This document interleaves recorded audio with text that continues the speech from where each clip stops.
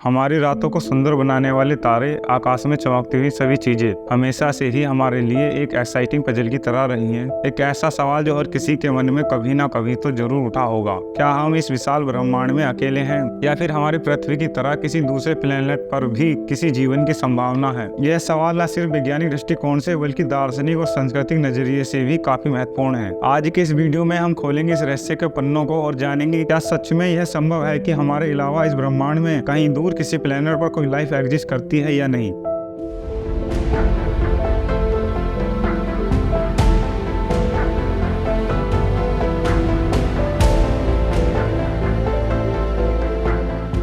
तो चलिए शुरू करते हैं। सबसे पहले समझते हैं कि वैज्ञानिक किस प्रकार के एलियन जीवन को ढूंढ रहे हैं। वैज्ञानिकों की ढूंढने की कोशिश 3 कैटेगरी में डिवाइड है। First category microbial life, second category है कॉम्प्लेक्स लाइफ और थर्ड कैटेगरी है सबसे रोचक इंटेलिजेंट लाइफ की है माइक्रोबियल लाइफ, यानी कि ऐसा जीवन जो शायद किसी आइस मून के नीचे के समुद्र में या मार्स की मिट्टी में मिल सकता है। सेकंड कैटेगरी है कॉम्प्लेक्स लाइफ, ऐसा जीवन जो शायद पेड़ पौधों के रूप में मिल सकता है, यानी कि जटिल जीवन। और थर्ड कैटेगरी है सबसे रोचक इंटेलिजेंट लाइफ की है, ऐसा जीव जो सोचने समझने में हमारे समान या हमसे भी ज्यादा प्रगतिशील हो सकते हैं। ये एलियन जीवन की खोज किन किन तरीकों से की जा रही है, चलिए इसके बारे में भी जानते हैं। मार्स एक्सप्लोरेशन, नासा के रोवर जैसे क्यूरियोसिटी और परसिवरेंस मार्स की मिट्टी और चट्टानों के सैंपल्स की स्टडी कर रहे हैं, यह सोचकर कि शायद कभी वहां जीवन था या अभी भी हो सकता है। वहां मिले ऑर्गेनिक मॉलिक्यूल्स और मीथेन के सीजनल चेंजेस इस संभावना को और भी मजबूत करते हैं। एक्सपो प्लैनेट डिस्कवरी, कुछ सालों में नासा के केपलर और टेस जैसे टेलीस्कोप ने बाहर के प्लेनेट को ढूंढने में काफी मदद की है। ये ऐसे प्लेनेट हैं जो अपने तारों के चक्कर लगा रहे हैं जहां पानी तरल रूप में हो सकता है। हम ट्रांजिट मेथड और रेडियल वेलोसिटी का उपयोग कर इन ग्रहों की खोज कर रहे हैं। एटमॉस्फेरिक एनालिसिस, हम बाहर की ग्रहों के वायुमंडल का भी अध्ययन करते हैं। हम ऐसा बायो सिग्नेचर को ढूंढते हैं जो जीवन के प्रतीक हो सकते हैं, जैसे ऑक्सीजन और मीथेन। क्या आपने कभी 1977 का फेमस वो सिग्नल के बारे में सुना है? यह एक ऐसा ट्रैवल सिग्नल था जो कुछ वैज्ञानिकों को विश्वास दिलाता है कि हम इस यूनिवर्स में अकेले नहीं हैं। वैज्ञानिक रेडियो सिग्नल के जरिए भी एलियन सिविलाइजेशन को ढूंढने की कोशिश कर रहे हैं। Recent discoveries and ongoing research, the Cassini mission,